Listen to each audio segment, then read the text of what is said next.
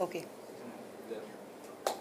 Payal, first of all congratulations, आपका खेल लोगों को काफ़ी पसंद आया, आपको लोग काफ़ी पसंद कर रहे हैं, लेकिन कहीं ना कहीं कहा जा रहा है, लोग ऑडियंस कह रहे हैं कि ये जो एविक्शन था अनफेयर था, तो इस पर आपका क्या रिएक्शन है? बिल्कुल सही कहा जा रहा है। ये जो एविक्शन हुआ है, मैं एविक्ट हुई हूँ इस गेम से, वो अनफेयर था।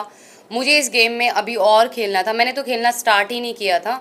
और मैं अगर निकली हूँ इस घर से तो वोटिंग की वजह से नहीं निकली हूँ। मुझे पूरा सपोर्ट मिला है जनता का, पर जो अंदर घर वाले थे, घर वालों की वजह से जो है मुझे इस गेम से आउट होना पड़ा, निकलना पड़ा। तो ऐसे कौन से घर वाले लग रहे थे आपको कि जिन्होंने कहा कि आपको निकलना चाहिए, जिन्होंने आपको सपोर्ट नहीं किया? जी, सबसे पहले दीपक जी, क्योंकि उन्होंने मुझे नॉमिनेशन की उसमें डाला था, और दूसरा नेजी भाई।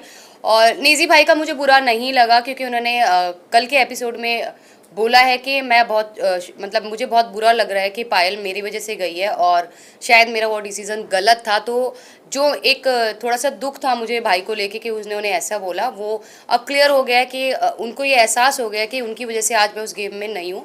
पर दीपक जी के लिए मुझे बिल्कुल भी सरप्राइज़ नहीं हुआ, क्योंकि वो ऑलरेडी अपने दिमाग में ये चीज़ बिठा के बैठे थे कि ये 3 लोग एक ही घर से आए हैं और इनके 3 वोट एक साथ हैं, ये मिलके खेलेंगे। उन्होंने हमें इंडिविजुअल देखा ही नहीं, और वो चाहते ही नहीं कि हम इंडिविजुअल इस गेम में रह के खेल सकें।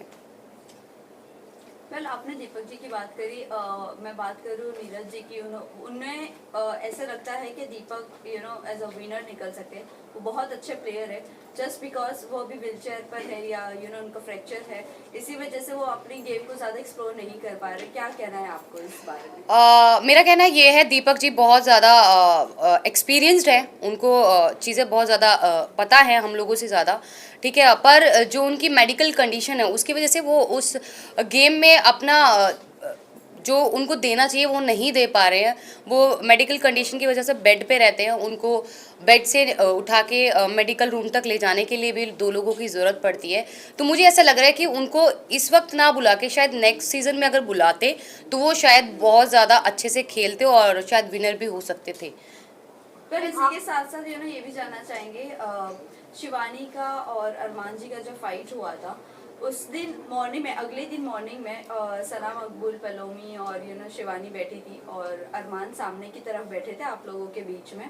तब शिवानी को उन्होंने ये कहा था कि ये इंसान पर भरोसा नहीं करना, और वहीं हम दूसरी तरफ सोशल मीडिया पर देख रहे कि शिवानी ऑलरेडी एक व्लॉग बना चुकी है अरमान जी के साथ। मतलब वो उनको पहचानती है 2 साल पहले की। वो 2 साल पहले एक्चुअली क्या था कि मेरी एक हम लोगों की ग्रैंड मैरिज हो रही थी, मेरी और अम्मान की। मेरा सपना था जो वो पूरा कर रहे थे।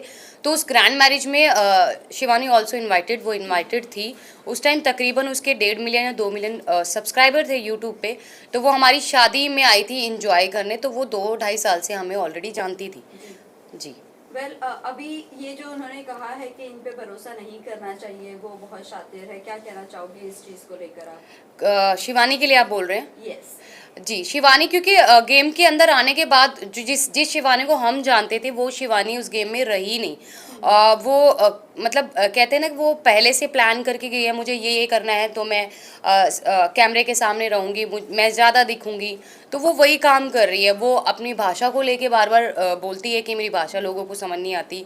दूसरा, वो लोगों के सामने ऐसा प्रेटेंड करती है कि वो बच्ची है, वो छोटी है, पर ऐसा कुछ नहीं है, वो छोटी नहीं है गाइज। वो अपने घर को खुद चलाती है, और कोई भी छोटा बच्चा बिग बॉस शो में नहीं खेलने आता है। कोई समझदार ही बिग बॉस ऐसे कंटेस्टेंट लेके आता है जो गेम को खेलता है, खेल सकता है, और खेलने की कैपेसिटी रखता है और जीतने की भी रखता है। तो वो बच्ची नहीं है। दूसरा, उसकी हार्श बात करने का तरीका, वो अपने से बड़े की रिस्पेक्ट नहीं करी है। जैसे कि उसने रणबीर जी से बदतमीज़ी की, अरमान जी से करी बदतमीज़ी, मेरे से और क्योंकि हम ऑलमोस्ट हम सभी उससे बड़े हैं। अगर वो 22 साल की है तो आई वॉज 32 ईयर्स, मैं 32 साल की हूँ, तकरीबन 10 साल उससे बड़ी हूँ।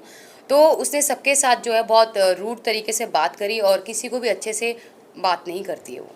वेल कई लोगों का ये भी कहना है कि हमें दूसरी मनीषा रानी नहीं चाहिए, एक ही काफ़ी थी। तो आपको लगता है वो मनीषा रानी बनने की कोशिश कर रही है और दिल जीतने की कोशिश कर रही है लोगों को? पर जो मनीषा रानी ने जो खेला और उसने अपने आप को जो दिखाया है बिग बॉस में, वो एक पॉजिटिव वे से, उसकी सिर्फ लैंग्वेज सेम थी, पर वो बिल्कुल भी अपनी शिवानी जैसी बिल्कुल भी नहीं थी। उसका नेचर बहुत ही अच्छा है और शिवानी जो है लोगों को डोमिनेट कर रही है। वो जिस तरीके से चिल्ला चिल्ला के बोलती है अपनी बात आगे रखने के लिए, वो चिल्लाती है लोगों के सामने, बदतमीजी करती है।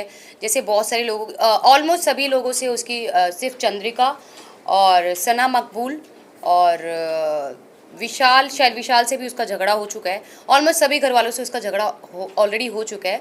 तो मनीषा ऐसी नहीं थी। मनीषा बहुत अच्छा पोलाइटली सबके साथ थी और बहुत अच्छा रिलेशन बना के गई सबके साथ। वेल, आप लोग आपके रिश्तों के बारे में बाहर बहुत ज़्यादा ट्रोलिंग चल रही है।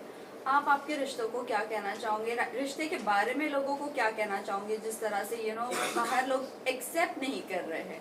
वही आपके यूट्यूब पर आपके फैन फॉलोइंग ज़रूर होंगे, बट जब OTT पर आने के बाद वो चीज़ें लोग एक्सेप्ट नहीं कर रहे। क्या कहना है आपको इस बारे में? देखो, हमारा रिलेशन ऐसा है, मैं मानती हूँ कोई भी इस रिलेशन को एक्सेप्ट नहीं करेगा और समाज तो बिल्कुल भी नहीं करेगा।